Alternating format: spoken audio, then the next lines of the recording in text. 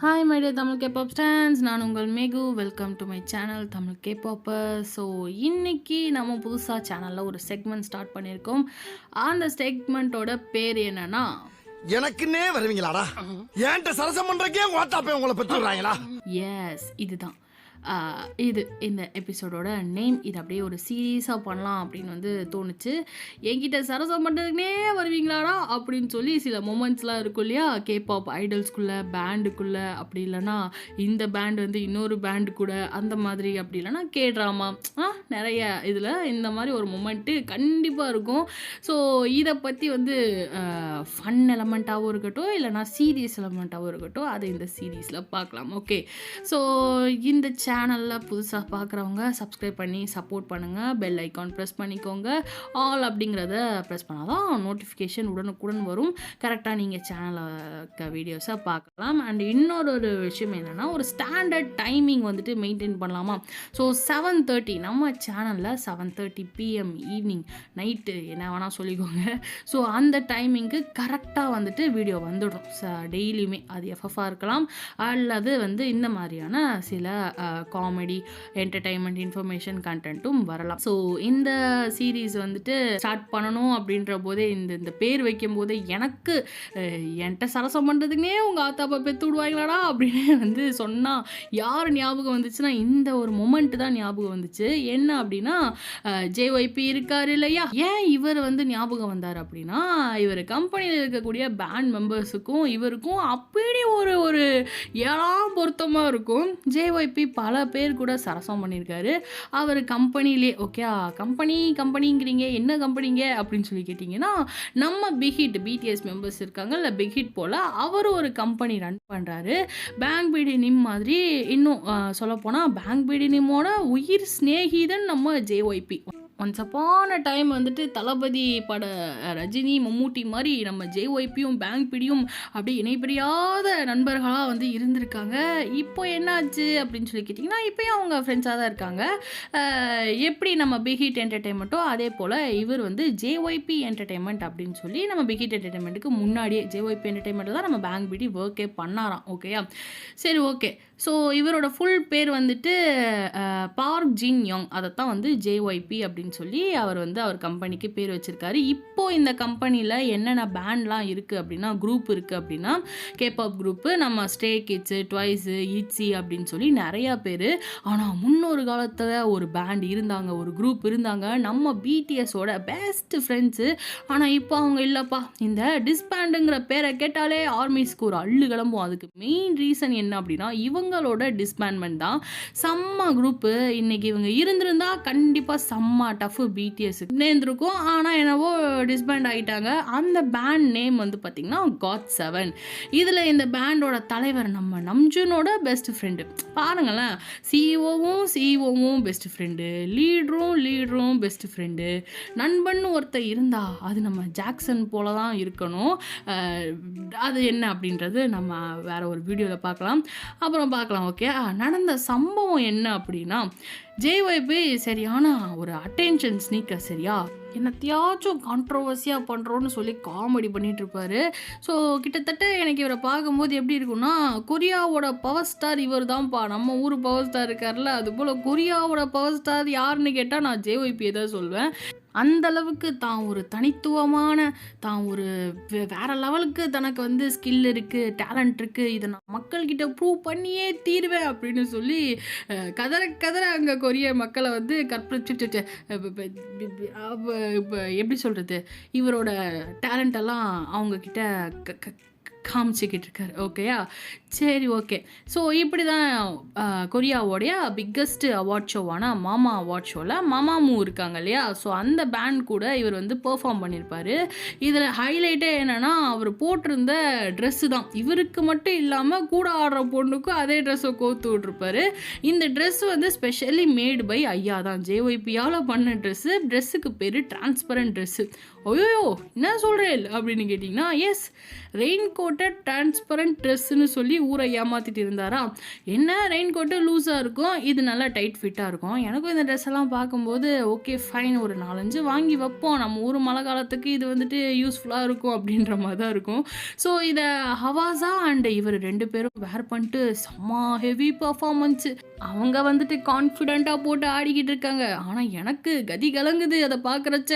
கிழிஞ்சு தொலைய போகுது அப்படின்னு சொல்லி நினச்சேன். நல்ல வேலை அப்படிலாம் ஒன்றும் ஆகலை. அவர் மைண்டில் வேறு லெவலில் பர்ஃபார்ம் பண்ணுறோம், அதுவும் ஹாட் ஃபிகர் அவாஸா கூட அப்படின்னு ரொம்ப சீரியஸாக பர்ஃபார்ம் பண்ணிட்டு இருக்காரு.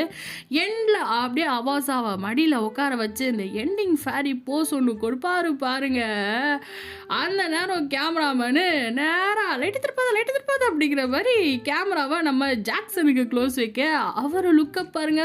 யோ தகப்பா இனியா பண்ணுற, அது உனக்கு பேத்தி வயசு இருக்கும், அதை தடவிட்டு இருக்க, எங்களை மட்டும் எந்த பொண்ணோடையும் சேர விட மாட்டேற, கேட்டால் பொம்பளை பிள்ளைங்க கூடலாம் ஆடக்கூடாதாமாங்கன்னு சொல்லி எங்களுக்கு பொம்பளை வேஷம் போட்டு ஆட விட்ற ஏடியா இது அப்படிங்கிற மாதிரி ஒரு லுக்கு விட்டுருப்பாரு ஜாக்சனு. ஜேஒய்பிக்கு என்னன்னா, நம்ம ஹெவி பர்ஃபார்மன்ஸ் கொடுத்துட்டோம், ஸ்டாண்டிங் அவேஷன் தான் அப்படின்லாம் நினச்சிருப்பாரு. நம்ம பர்ஃபார்மை பார்த்து தான் எல்லோரும் சிரிக்கிறாங்க, செய்கிறாங்க, சந்தோஷமாக இருக்காங்க மக்கள் அப்படின்ற மாதிரி நம்ம ஜேஒய்பி நினச்சிருப்பாரு.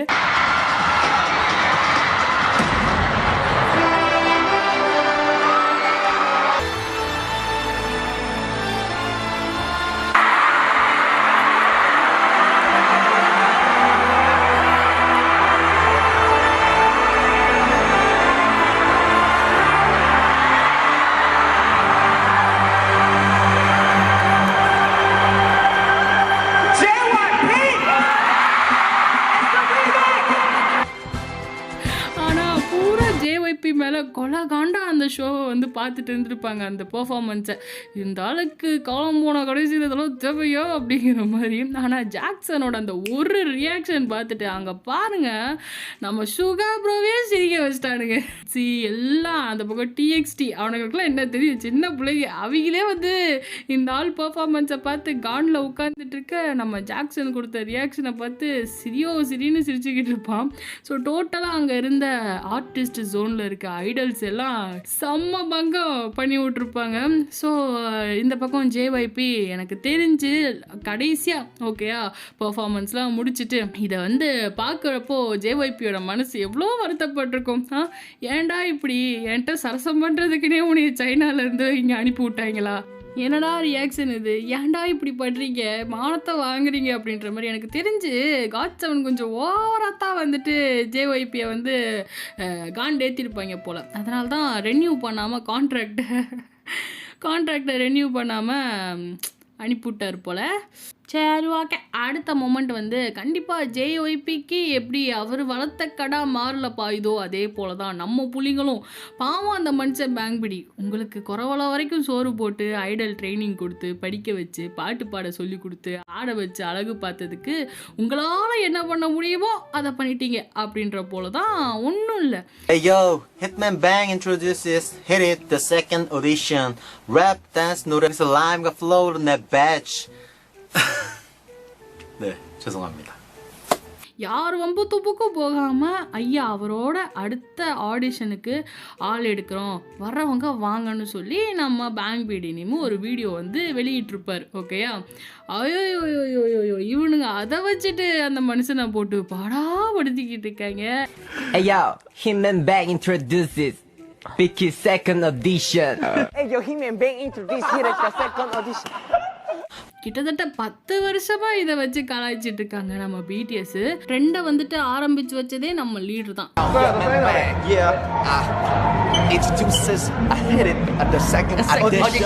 இதுல வந்து இதுலயும் பாத்தீங்கன்னா லீடர் தான். ஓகேயா, இந்த வீட்லலாம் வந்து பாத்தீங்கன்னா மூத்த புள்ள அப்பாக்களுக்கு அடங்கி போற மாதிரி தான் தெரியும். ஆனா அவனுங்க தான் வந்து மோசமானவனுங்க. உன்னை போய் நல்லவன் நம்புறாரு அந்த ஆளு. எந்த ஆளு? நம்ம அப்பா தான்டா. அப்படி அப்படி தான் இந்த 2 தகப்பனுக்கும் நடந்தது. ஸோ ஆரம் வந்துட்டு கலாய்ச்சிருப்பாரா, அதை தொடர்ந்து அதே வீடியோவில் வியூ வந்துட்டு நம்ம பேங்க் பிடி இனிமேல் இமிட்டேட் பண்ணி பேசி கலாய்ச்சிருப்பாரு.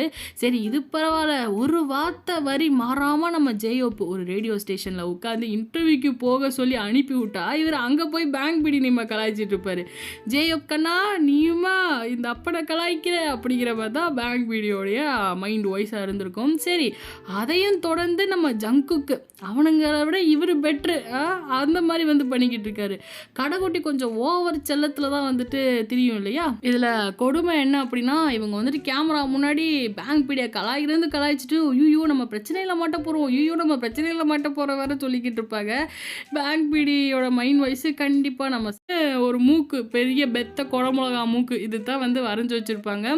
ஸோ இது வந்து ஆர்மிஸ் எல்லாருக்குமே தெரியும். பார்த்ததும் வந்துட்டு இது நம்ம பேங்க் பீடி இதுவா நம்ம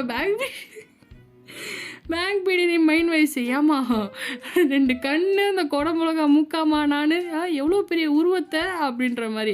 சரி இது கூட பரவாயில்ல. ஆனால் அந்த ஷோவில் நான் மெயினாக நோட் பண்ணது என்ன தெரியுமா, ஜேயோப் கிட்ட தான் ஃபஸ்ட்டு பேங்க் பிடி நேமா வரைகிறதுக்காக சொல்லுவாங்க. ஜேயோப் வரைஞ்ச கொடுமையை பாருங்கள். நல்லா வந்து ஒரு மாதிரி பன்னிக்குட்டி மாதிரி வந்து வரைஞ்சி வச்சுருப்பாரு. பூரா பேரும் டே என்னடா இது நம்ம முதலாளி இப்படி வரைஞ்சி வச்சுருக்க அப்படிங்கிற மாதிரி பேசிகிட்டு செஞ்சுட்டு இருப்பானுங்க. அந்த ஷோவில் கூட சொல்லுவாங்க ஜேயோப்பே மாட்டினப்போ பிடி நிமுக்கு தெரியட்டும் நசுக்கி ரசம் வச்சிருவாருடி அப்படிங்கிற மாதிரி தான் பசங்க பூரா ஜேயோப் கிட்ட ஒரு மரண வீதியை வந்துட்டு கிரியேட் பண்ணி விட்டுருப்பாங்க.